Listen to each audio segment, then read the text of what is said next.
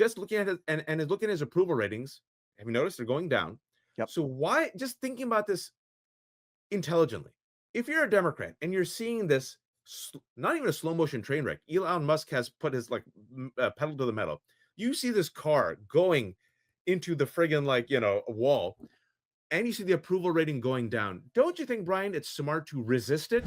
That's why you guys lost, and that's why Donald Trump is in office right now, because you guys played nice. And what happened today? I'm seeing in your comments, I'm glad a whole bunch of folks are bringing it up. 10 Democrats joined with Republicans to censure Al Green. How are you going to win? I mean, ridiculous. Embarrassing. I want to know who those Democrats are. I want to know who they are. Oh, yeah. Moskowitz is one of them. Oh, what an embarrassment.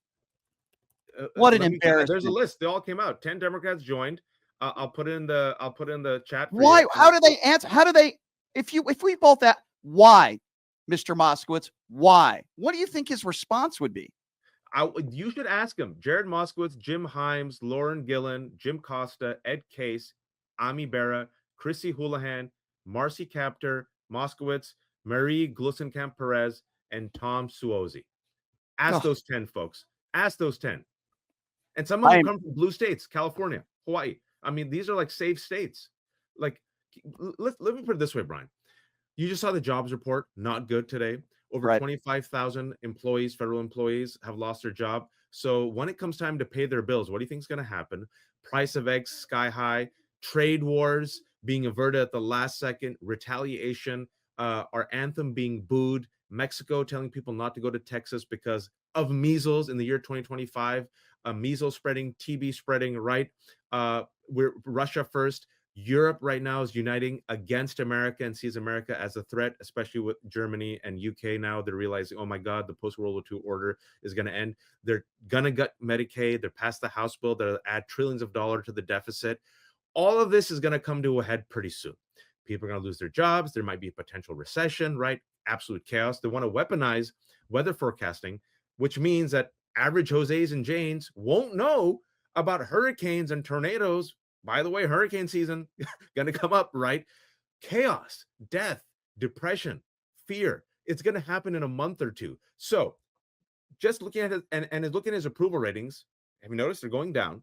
Yep. So why, just thinking about this intelligently, if you're a Democrat and you're seeing this, not even a slow motion train wreck, Elon Musk has put his pedal to the metal.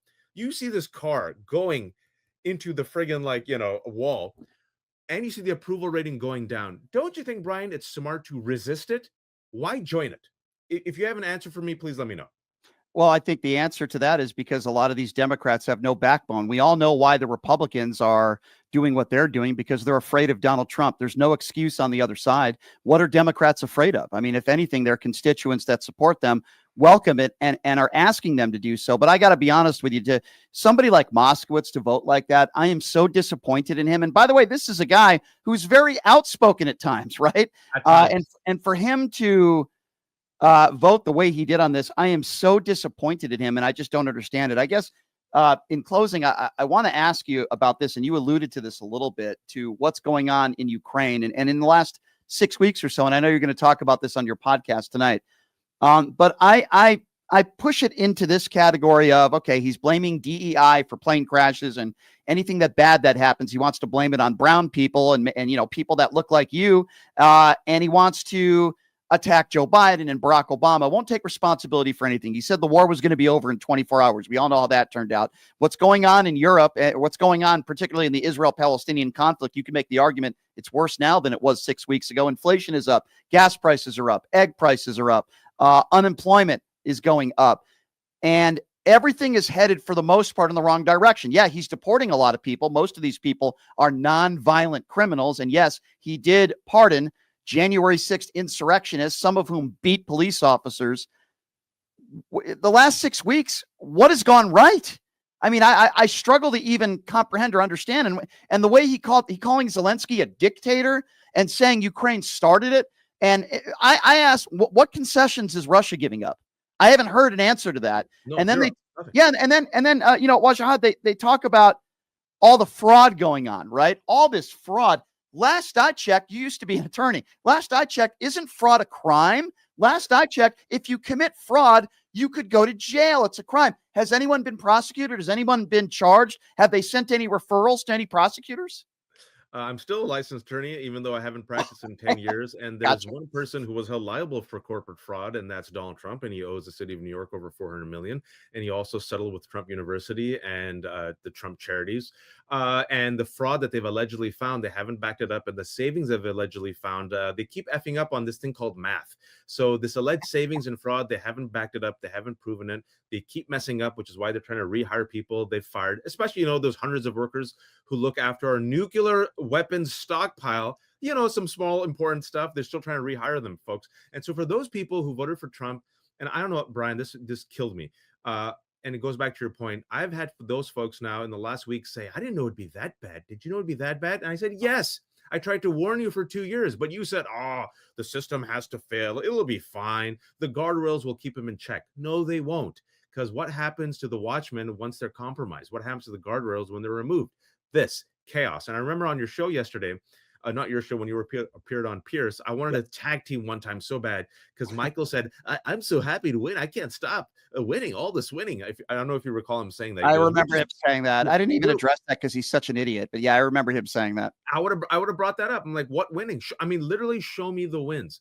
The world, America first, everyone hates us. Canada's booing us for the first time. The dumbest trade war in history, not my words, Wall Street Journal, run by Rupert Murdoch, a right-wing rag. EU isolating us. Putin, a dictator, getting anything and everything he wants. Billionaires becoming richer. Veterans losing their jobs. Republicans now canceling town halls. I don't know if you saw that 2 days ago. Yep. The Republicans are telling people not to hold town halls anymore. If you were winning, if you were crushing, wouldn't you be bragging to your constituents? Wouldn't your constituents be putting garlands of flower around your neck instead of chasing you out? They know they've effed up. It's a Faustian bargain. And this is where I was wrong. I thought we would have reached this point, Brian, by summer. I was expecting this by June, but they put it on steroids, on PCP, and they're dismantling everything. And that's when you get arrogance with an Elon Musk, with a Donald Trump who's corrupt, and ignorance and a radicalized base that you've radicalized. Now you get this. And what I'll say is this. I think it's going to be really bad for a long time, Brian. I'm one of those people, if I see a comet in the sky, I'm not going to lie to you. I'm going to say there's a comet in the sky. But what I also won't do is give up.